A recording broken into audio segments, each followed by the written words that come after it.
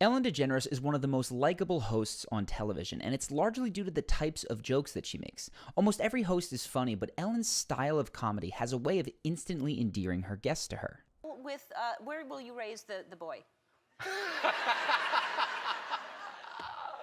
You are funny, Ellen. So today we're going to talk about the most common types of jokes that Ellen makes, how you can use those jokes to get people to immediately like you, and some habits that you can work on to generally be funnier and more positive throughout your day. So let's start with the obvious, since Ellen is, at her core, a comedian, her jokes. Here's an example of a typical joke that Ellen might crack. How new to you? When were you born? What year? 88. 88? 88. Yes. I have shoes that are like from 88. I still have a couple of vests that I wear from 88.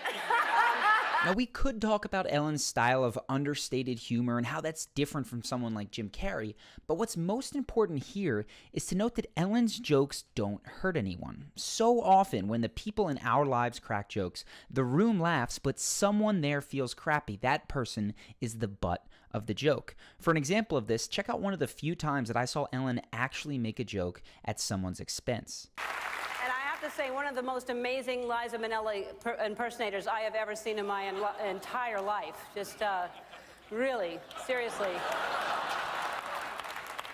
Good job, sir. I mean, that is really...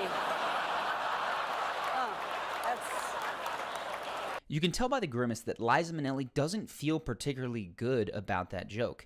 Now, luckily, Ellen doesn't crack that type of joke often, but it does serve as a good reminder. Consistently making jokes where there is a loser might make people laugh in the moment, but it's going to alienate someone. And if you do that often enough, you're going to alienate most everyone. And that's good to keep in mind, because that's how a lot of us are, especially with our friends. Let's look at what Ellen does instead. First off, she makes herself the butt of some of her jokes, often comparing herself unfavorably to her guests. This is classic self-deprecating humor, and it's what was going on in that first Rihanna clip. I have shoes that are like from 88. I still have a couple of vests that I wear from 88. And the same thing is going on here, where Ellen jokes about how similar she is to Malala. If you don't know who Malala is, she won the Nobel Peace Prize at age 17, making her the youngest recipient ever. We want them to take action, we want them to do something, and it's important that you highlight it to them. Yes, exactly. 18 years old. 18 years old. I was very similar to this. An important side note is that when we're breaking down a joke, the literal words are less important than the subtext, because the subtext is often opposite to what someone is literally saying. That's what makes it a joke. For example, Ellen's words said that she is like Malala, but we all understand the subtext to be that Ellen was nothing like Malala at age 18. We also understand that to be a compliment. She's saying how mature and inspiring Malala is at only 18 years old. Here's another example of a different joke. See if you can identify the subtext here. That's like lovely. this really good feeling. And getting a deep breath. That's the most important thing, too. Especially when you have bronchitis like me right now. Do you? I was like, come on. Yeah. Let's have more fun with it.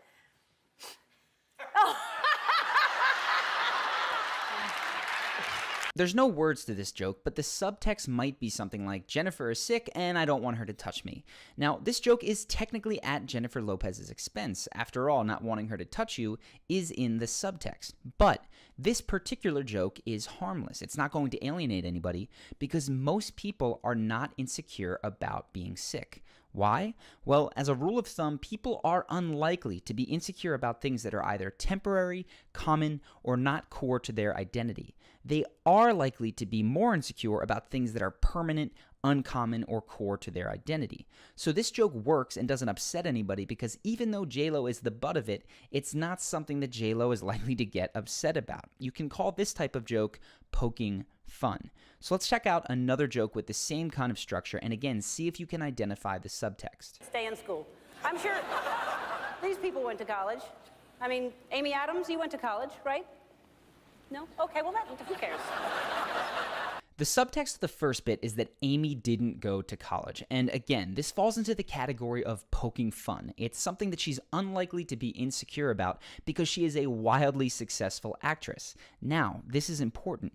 If she had not yet made it and was seriously doubting whether or not she had made the right choice to skip college, this joke might have stung. It might have upset her identity, and in that case, it would have been a bad idea. So context matters.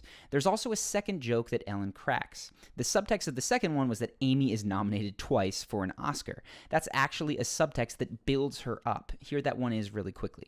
You're an amazing actress. You're not one, but 2 nominated films tonight you were in. That's just, that is so, what is the word for it? Selfish, I guess. This is the gold standard of jokes that create instant likability. You can call them ego boosters because when you make people laugh while commenting on how successful, good-looking, kind, or likable they are, they will immediately like you and want to spend more time around you. So, reflecting back on a time that you recently made people laugh, ask yourself, what kinds of jokes were you making? Were they self-deprecating, poking fun, ego boosters, or were you making jokes that had a loser? It's important to know because the first 3 tend to improve relationships, while jokes that have losers can actually be damaging to those relationships. And if you're stumped, it's possible that your jokes fall into a category of jokes that are just silly. These are jokes that make people laugh simply because they're a surprise to them. For example, you might have a play on words like this one. Amazing performance in 12 Years a Slave. She is from Kenya. She is a Kenyan. And Barkhad Abdi is here. He is nominated for a Captain Phillips. He's from Somalia. He is a sommelier, so he knows a lot about wine, and that is impressive. Or it could be just a random surprise, like walking up behind someone while they're rehearsing and making a bunch of noise. That's probably what it's going to sound like. I'm going to go out and say exactly that now. Or simply making something preposterous up, like Ellen does with Will Smith when she tells him that he has to finish hosting the Oscars for her. They said that you... I quit and you're taking over? You should finish it. Finish it for me. Listen, Ellen had to leave. We have opportunities to make these kind of silly jokes all day long, but I notice that very few people actually do.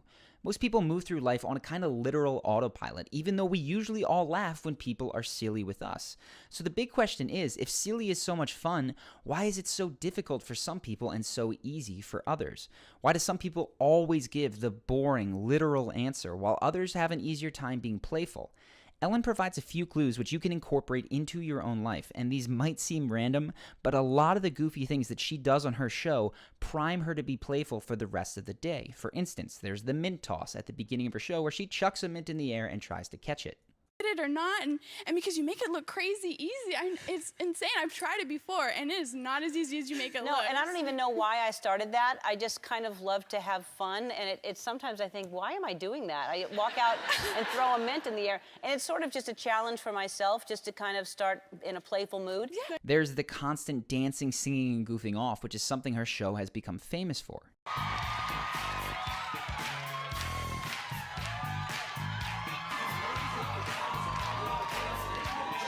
And of course, the games that she plays with her guests. It was actually Ellen and her team that made the Heads Up app, which was one of the most popular apps in the world for a while. Oh alors, mais c'est un petit pays French, yes. Well,